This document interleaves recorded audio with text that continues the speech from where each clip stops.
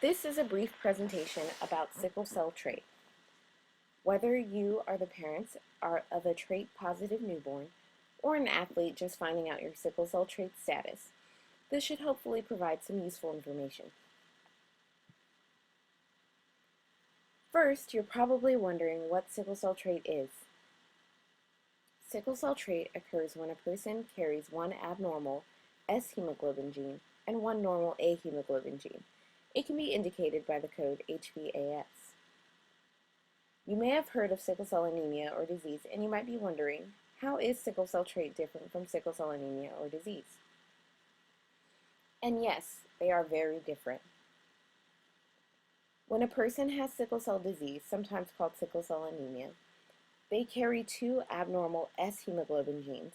This means they produce red blood cells that differ from normal red blood cells in a few crucial ways. On the right, you can see an example of what a sickle cell would look like compared to a normal red blood cell.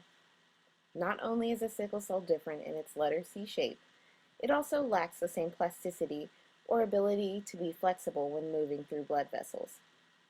Because they are sticky and rigid, sickle cells can clog small blood vessels as seen in this image. This would cause pain and various other serious conditions. Sickle cells also die much earlier, meaning that people with sickle cell disease frequently have less blood than others and may require transfusions. So who is affected by sickle cell trait and disease? Contrary to popular belief, sickle cell is not just a black disease. It is quite global. As you can see on this epidemiological mapping of hemoglobin S conditions, the numbers are highest in Africa, India, and other South Asian, South American, and Middle Eastern countries that are close to the equator. Sickle cell is believed to have evolved as a defense against malaria, which plagues the warm and tropical countries near the equator. People with sickle cell usually cannot contract malaria. Still, sickle cell disease occurs frequently in several communities in the United States. Sickle cell disease affects 90,000 to 100,000 Americans. Sickle cell disease occurs among 1 out of every 500 Black or African American births. Sickle cell disease occurs among about 1 out of every 36,000 Hispanic American births.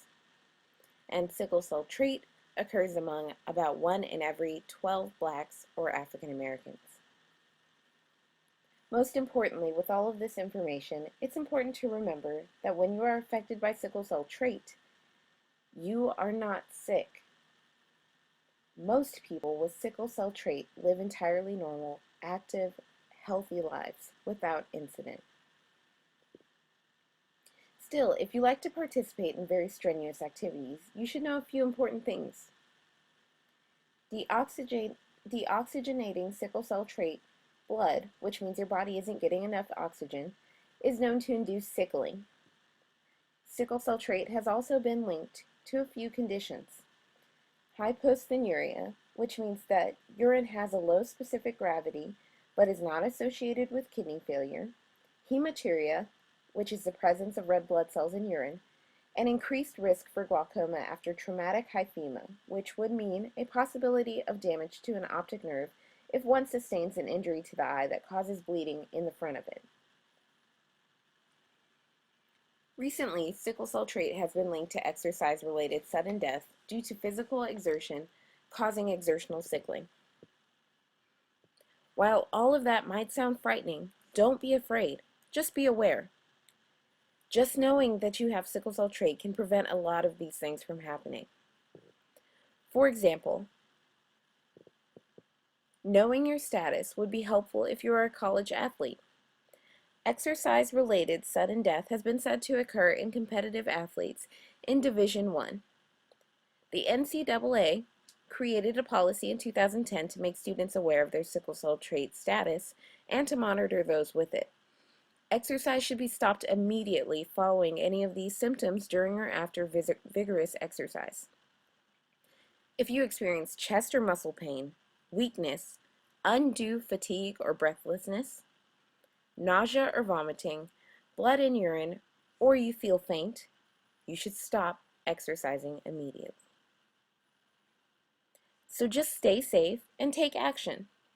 The National Athletic Training Association recommends setting your own pace, engaging in slow and gradual conditioning rather than all-out exertion of a sustained effort, such as sprinting. Avoid all-out exertion activities within 3 minutes of each other. Stay well hydrated at all times. Access supplemental oxygen at altitudes as needed. Seek prompt medical treatment if experiencing unusual distress.